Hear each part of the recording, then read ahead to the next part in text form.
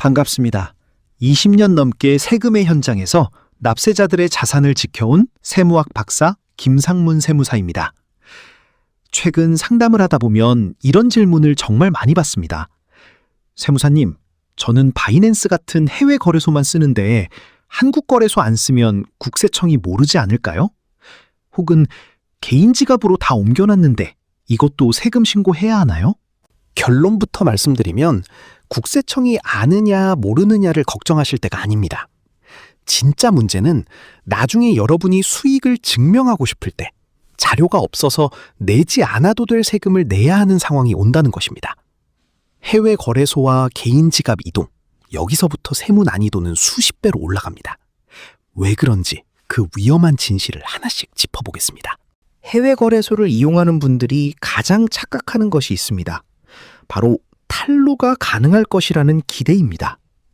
하지만 세무 전문가인 제 시각에서 해외 거래소의 진짜 무서운 점은 탈루가 아니라 정리 난이도의 폭발입니다.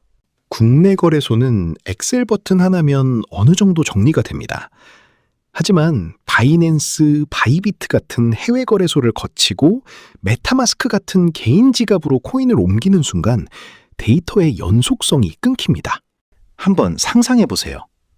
여러분이 업비트에서 리플을 사서 바이낸스로 보냈습니다. 거기서 선물 거래를 해서 수익을 냈고 그중 일부를 다시 개인 지갑으로 옮겼습니다. 나중에 이 코인을 다시 국내 거래소로 가져와 현금화했을 때 국세청은 묻습니다. 이 돈의 취득 원가는 얼마입니까? 이때 여러분이 거래 증빙을 못하면 어떤 일이 벌어질까요? 최근 세법 개정으로 취득가액 확인이 곤란할 경우 양도가액의 50%를 필요경비로 인정해주는 의제 취득가액 규정이 생겼습니다. 얼핏 들으면 다행이다 싶으시죠? 하지만 이건 엄청난 함정일 수 있습니다. 만약 여러분의 실제 수익률이 20%라면, 즉 8천만 원에 사서 1억 원이 된 상황이라면 어떨까요? 원래는 수익 2천만 원에 대해서만 세금을 내야 합니다. 하지만 증빙을 못해서 50% 의제 규정을 적용받으면 5천만 원을 수익으로 잡게 됩니다.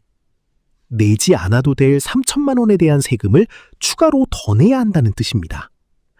증빙 하나 때문에 수익의 상당 부분이 세금으로 날아가는 셈이죠. 그렇다면 지금부터 무엇을 준비해야 할까요? 제가 제시하는 중급 투자자용 3대 기준을 기억하십시오. 첫째, 트래블 룰의 흔적을 수집하십시오. 국내에서 해외로 나간 기록, 해외에서 국내로 들어온 기록은 여러분 자산의 출처를 밝히는 가장 강력한 뿌리입니다. 이 연결고리가 끊기는 순간 여러분의 수익은 출처 불명의 자금이 되거나 불리한 의제 규정을 적용받게 됩니다.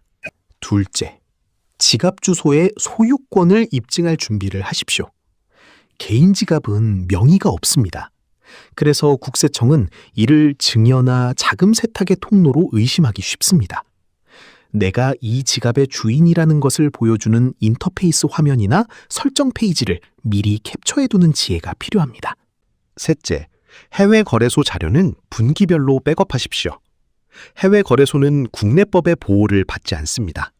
언제든 데이터 접근이 차단될 수 있다는 가정하에 API 연동 기록이나 엑셀 데이터를 주기적으로 내 컴퓨터에 저장해 두어야 합니다.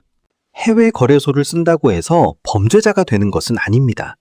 하지만 기록이 없는 해외 거래소 이용자는 세무조사 앞에서 가장 무력한 존재가 됩니다. 기록의 단절은 곧 자산의 손실로 이어집니다. 50%를 인정받는 것에 안주하지 마십시오. 여러분의 실제 권리를 지키는 것은 정확한 기록뿐입니다. 지금 당장 여러분의 바이낸스 계정, 메타마스크 주소를 확인해 보세요.